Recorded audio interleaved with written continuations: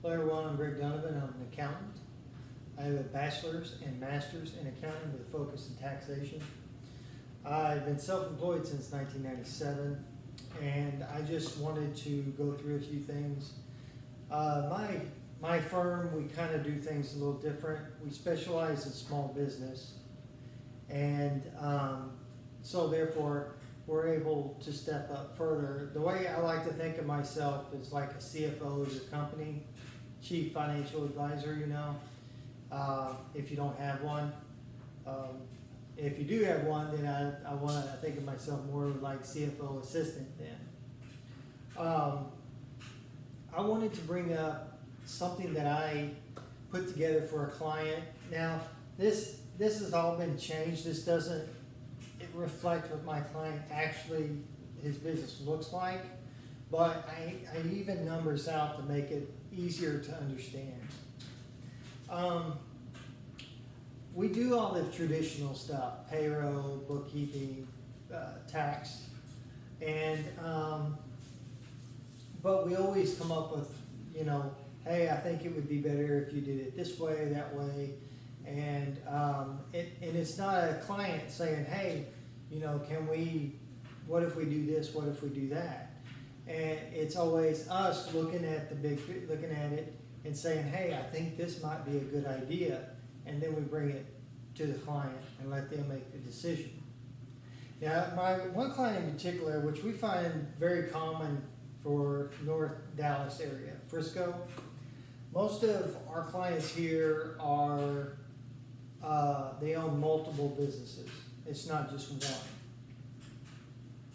One in particular, this is not far off, believe it or not. It's not exaggerated, but this example shows 10 different companies. So these little circles here are companies.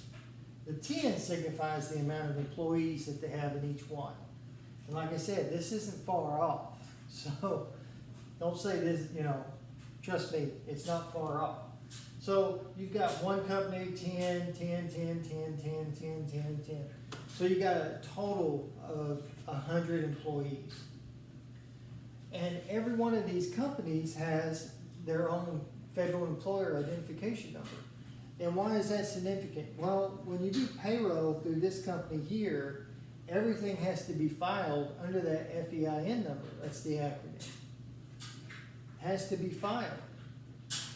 And you got to process payroll and everything under this number. Under that FEIN number. Now, this company, same thing. This company, everything, same. So that means that this client has 10 different FEIN numbers. And he has to process payroll 10 times every pay period. Okay? So you go 2 weeks, you have pay. Instead of being like some companies, they just do payroll once. That's it. They have to do it 10 times. Okay? And the quarterly reports, the annual reports, W-2s, all that. And then in certain cases, and this is another situation, where he could have one employee part-time at this location and then part-time at this location. So why is that significant? Well, it's significant because you're paying unemployment taxes, federal and state. Okay? So you're paying that, not the employee, you're paying it. So that means that this employee that works part-time at each one, you won't max out on this unemployment, the federal unemployment, until he hits 14,000, and you won't max out on it until it hits 18,000. Now, that's just an easy way to look at it. It obviously is a little more complicated than that. That means that he could make 10,000 here and then 5,000 at another one. So he may max out faster at one location versus the other. Okay, it's just a way to keep things simple. So you get it. And when you do your medical and dental, if you're offering your employees medical and dental, and that this employer does, that our client does, he has to get quotes for 10 different companies. Okay? So our solution to that we came up with was PEO. Let's form a Texas PEO. PEO stands for Professional Employer Organization. Okay, you form that. What does that do? Okay, this is a broad stroke. Basically, let's say this company here, 10 employees, you form a co-employer relationship, basically you sign an agreement. Move them into the PEO. The PEO leases them back to you. So, and you still have all the powers of an employer. Okay, you could still hire, fire, discipline, whatever. Okay, that doesn't change. So, and you do that 10 times. Okay, then all your employees are moved into the PEO, which you have 100 employees in the PEO and nothing but leased employees for all 10 locations. What does that do? Okay, when you have leased employees, that means these payroll reports, gone. All of this gone. So you don't have to process payroll 10 times. You don't have to fill out a 941 quarterly report 10 times. Okay, you don't have to do W-2s for this one and then this one, and then have this employee works here and here, so he's getting 2 W-2s from 2 different businesses, which you own. I think you get the point. But when you move them into the PEO, everything's done once. So when you do, for example, if you get a W-2, it will show the PEO as the employer. Okay? That's how that will show up. That means when you go, you process payroll, 941 report, quarterly, annual, W-2s, everything, one time. No more 10. No more 10 different reports to have to file anymore. That lowers your admin costs, definitely. And everything gets done once.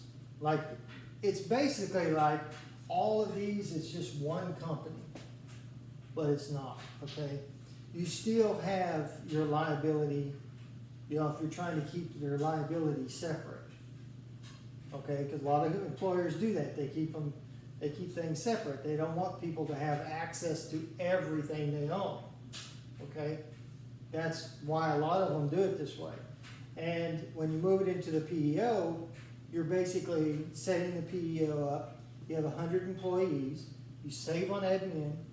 When you go to get a quote on medical and dental insurance, you're going to get a quote for 100 employees. Instead of cutting 10 checks to pay your medical and dental insurance, you're cutting 1 through the PEO. And as far as how you would do this in the bookkeeping, I can show you that. That's very easy to do. Okay, it's not that complicated. If you have an accountant, then he can already reason his way. He already, as soon as he hears this video, he would know how to handle it. It's not complicated because you're leasing the employees at that point. So that's what a PEO would do for you. Brings everything under one umbrella. That way you get a quote for your medical and dental, and I won't go through all of that, but it saves you a lot of money.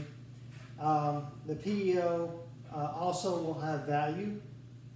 So when you list on your personal financials that you own this PEO, you're going to be able to list it. Now, it used to be, I don't know if it still is, but it used to be 3 times gross profit. So if you have gross profit of $100,000, your PEO should be worth, if you sold it, for $300,000. Okay? But anyway, that's what I was trying to say. And as far as how you form it, you can form it as a corporation, S-corp. It might be easier for you for a partnership, or you can do a single member LLC, which I wouldn't do, but you could, okay? And that's how you would want to do this. So I kind of hope, hopefully you guys understand what I'm saying here.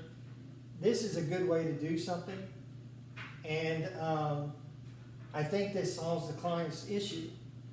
Okay, knocks a lot of this out. Now, this isn't stuff that he come up to us and said, you know, can y'all help me? No, we saw this as an issue. And this is what we came up with them. Which this is perfect. I can't tell you, this is a perfect solution for them. Also, the other benefit of owning your own PEO is that you would be able to use your connections. Because most of these guys are very connected. Once you get this kind of successful businesses with employees and everything, you're connected to other companies and you can bring them in and you can sell stock to them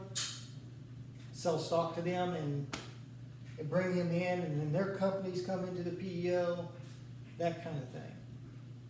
And you build it up, and you build up the worth of what this PEO will be worth, and obviously it makes you, at least on paper anyway, look more profitable. Now, 3 times I know, because I've sold a PEO. PEOs, you can sell them, okay? They're not just on paper and, 300,000 and no way you'll get that. That's not true. PEOs, you can definitely buy a PEO. Okay, well, that is my solution for just one of my clients. And we don't think of the traditional tax prep, payroll, bookkeeping. We go beyond that and think of like we're your CFO of your company. And that's what we do. We've had other solutions for other clients, but this one was the one we just did for a client. And this is how we go the extra mile. And we actually know, since I'm a CEO of a PEO several, way back, 10, 15 years ago, the licensing is pretty much the same. They may have a few changes, but we'll be able to get our client licensed and get their audited financials and everything, and we're not going to have to worry about it. The licensing, I don't think is going to be any issue, and the client's going to be way easier. This is going to make things simplified to a level that they probably didn't think was possible. But like I said, this is just one of many. We've brought up attention of mergers and acquisitions, things in that area. We've brought up co-op stuff. There's a multitude of things you can do. And if you acquire a company, there's always a way to do it. If you're going to merge, you don't always got to have an abundance of cash to do it. A lot of these, some of them will trade out stock. Okay, they'll just trade out their stock. And one is worth more than the other, so that means that they'll have to compensate with more stock. Or compensate in another way. It just comes down to negotiation. But if you want something to happen, there's usually a good way to do it. And you just got to figure out what one person will accept versus the other, and you'll be good. And that's where I think my goal isn't just to save you money. My goal is trying to come up with ways where you can increase your sales.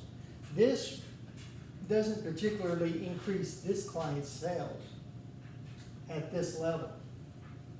But if he takes the PEO to a step further, hire a salesman, have them go out and sell the PEO, then I've increased his sales. But I definitely, at minimum, increased his net worth. At minimum. And I've simplified a lot, saved him more money, and he's going to be able to this will help him in his tax planning. It's just unbelievable the amount of stuff this format can do. And there's a lot of things you can do when you acquire companies, that kind of thing, mergers, or co-ops, so you can buy your supplies in bigger bulk. We've come up with ideas there. I'm trying to keep this video short, but what we come up before, we have these suppliers, but they don't really want to merge. They really don't want to acquire each other. They don't have the cash flow to do it. And, they're not interested in trying to negotiate further than that. They don't really want to do anything more. They just don't want to acquire nothing. I guess that's the best way to say it. So I looked at a situation. We got to thinking about it, and we decided, okay, how about we form a corporation and basically be us wholesale. And we bring people in, okay? Now you can either let everybody have stocks in this corporation that participate, so all the suppliers come in, they get stock in the corporation, you get stock in the corporation, and what y'all do is you try to figure out, okay, how can I need to increase my supply so I can get that magic price number that will make things cheaper for me.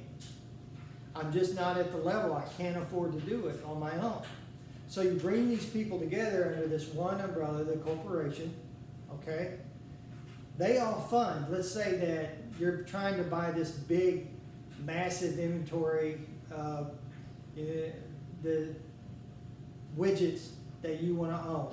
So if you buy, let's say, we're going to keep the numbers simple, okay?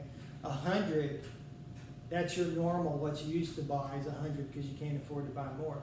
But now since you brought everybody together, you can buy 500 or 1,000, and what that does is it gives you more buying power.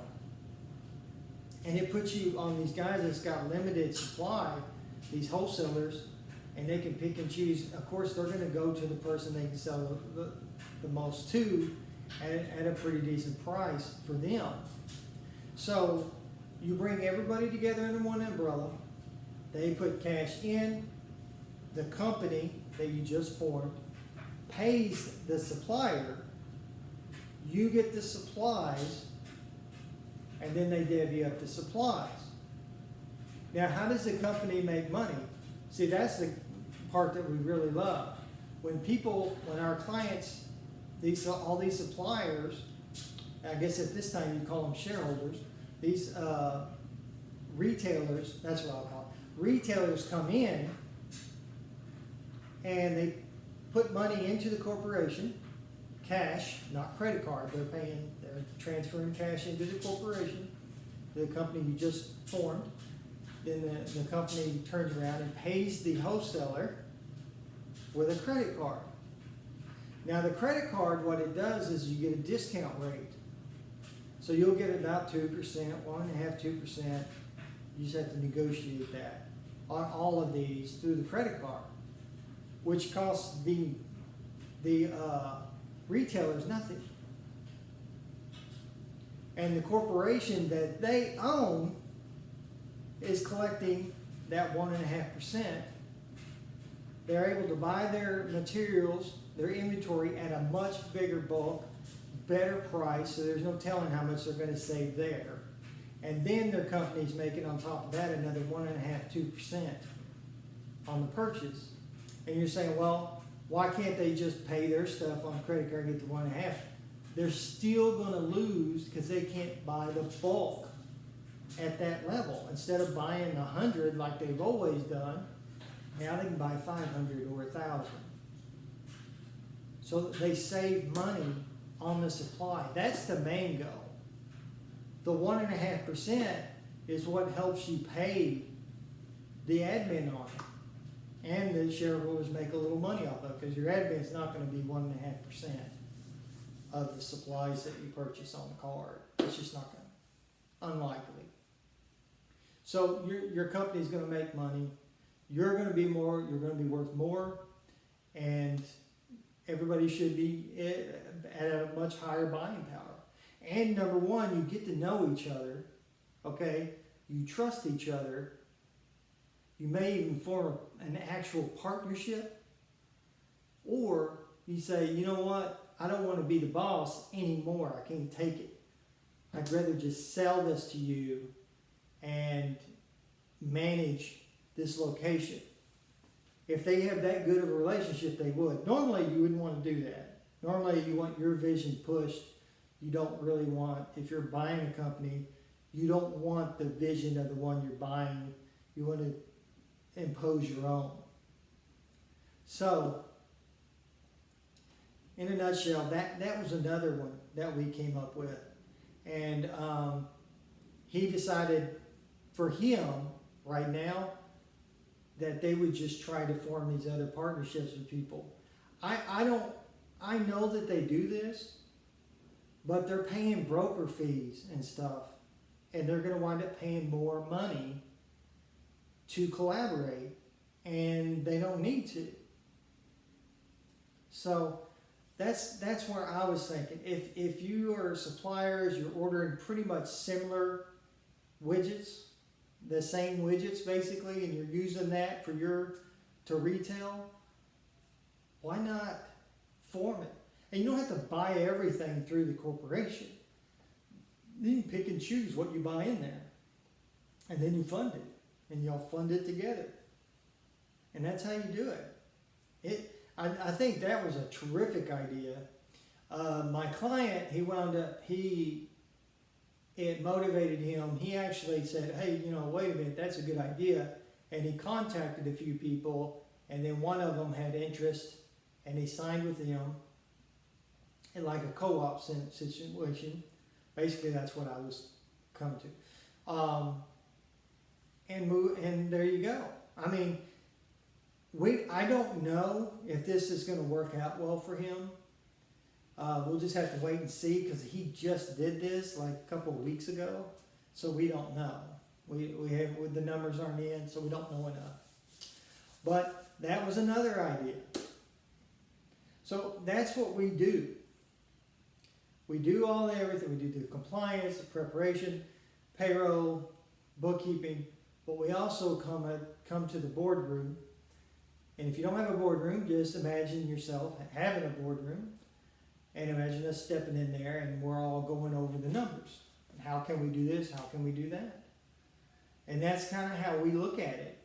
And that's how I think accounting firms in the traditional sense have failed to recognize there's a whole other side to this that they're not even looking at. And it's good reason. I'll be honest, I mean, I've been in self-employed a long time, and if you don't specialize and you're just doing everything that comes in, you don't have time. You seriously don't have time. It's just you're having one client come in with this issue and that issue, and you can have one that's very complicated, and they're all different. You can have somebody that have rental properties or W-2s, a bunch of K-1s, things like that. And if you're not specialized, you really don't have time to think about this stuff here. That's why I said, you know what, my firm's going to be specialized, because we can't. I can't keep going the way we are. I didn't like it. I prefer small business, and I've always preferred small business. And I really like mergers and acquisitions. I think that is so interesting, and it's awesome to see these guys go from this to this really quick. And it's really fantastic. And I'm so happy for them, because when it works out really well, they're just like, they're on cloud nine, So, and knowing that we were a big part of that is extremely rewarding, especially to me, extremely rewarding. And this client here, I don't know if he's going to do this. He hasn't said yet, but I'm sure he's checking on it, because it is kind of it can be very complex to people that never ran a PEO. To me, this is very simple. It's not that big a deal, okay? But to somebody that's never been exposed to it, obviously it's going to be, like, whoa, I need to check into this. And I don't have a problem with that. I want you to check into it. Ask me questions. See if I make sure that I thought about everything. That's what a CFO in a boardroom, that's what you should be doing. Hitting up everybody, getting their opinions, then hit me back saying, hey, why, what about this with the PEO? Does this make sense because of this? It may not. That may have been an extremely good point, and I'd be like, oh, okay. No, that's something, yeah. We need to, PEO's not going to work. It's not going to work for that. Okay, so that's what I'm getting at. If you see yourself as a CEO, CFO, and you're one of the team, or assistant CFO, and you're one of their team, and you're throwing these ideas out, at least you're doing something. Okay? As far as marketing stuff go, I'm not a marketer. That's an area that my clients that are retail, they are, in my opinion, they're really good at it. I'm not. That's an area that, stay in my lane. This is my lane. Yeah, don't get mixed up into that. Now, I do have websites and things like that that I give clients that other clients have used, and they actually use, and it's effective in giving them really good information. Now, I don't share, if I have two clients in the same retail space, in the same market, I won't do it. I don't generally share anything that works because that's not fair at all. What I'm talking about is somebody that sells cologne versus someone that sells, I don't know, I'll just make something up, lawnmowers. Okay? And they're finding good luck with this website that keeps up with how many clicks they get and the information they're getting off of it. It's making their stuff more effective. Okay? Then I would share that to the lawnmower retailer. Okay? So they have to be separate before I would absolutely share a client's what's working for them versus another. So, anyway, if you guys have any questions, let me know. My website is dnataxes.com, and I'll just say it again, dnataxes, TAXES.com. And if you have any questions, just let me know. I do post on occasion, books to read, that kind of thing. There are a couple of books out there that I find very interesting that I stick out there for you guys. And I don't recommend any book unless I've read it myself, okay? So if I recommend one, or if I think, I actually had a history book and mergers and acquisition book, and I put those together because one of them, the history of networking, and it's more interesting than you think. Neil Ferguson writes the Square and the Tower. It's actually a pretty good book. Really shows the importance of networking, and it will give you ideas on maybe you need to push more into a certain area. And the other, mergers and acquisitions, I like that book because it gives you a good idea of what you're in for. And that book is for public companies that are public, okay? It's written for like really large companies, okay? You're at the smaller end, million, couple million. A fourth of that book's the only thing you really need to know. But it gives you a good idea of what you're in for. And it's good to have that. It's just good information. So anyway, I hope y'all like my presentation. Hopefully this gets the point across that if your accountant isn't going this far trying to help you figure stuff out, then I don't know what to tell you. They really need to be, because the traditional accounting firm is, well, to me anyway, they're extremely boring. And I can't take it. I like this because I can be creative and I can use my knowledge, my education to bring about some really cool things to put together where you save money and you increase your revenue and make things simpler. That's another thing, just make it simpler for you. So anyway, I'm Greg Donovan, and you guys, I appreciate you watching the whole video if you did, and I will see you later. I will be putting together little, I'll call them bookkeeping shorts. What it is just a real quick, like if you had a transaction, that kind of thing. But anyway, you guys take care. Hopefully you enjoyed the video. If you're an accountant and you see this and you have a client that this might work, research it for yourself and see if it will. And, cause if they pull the trigger on this and they actually see,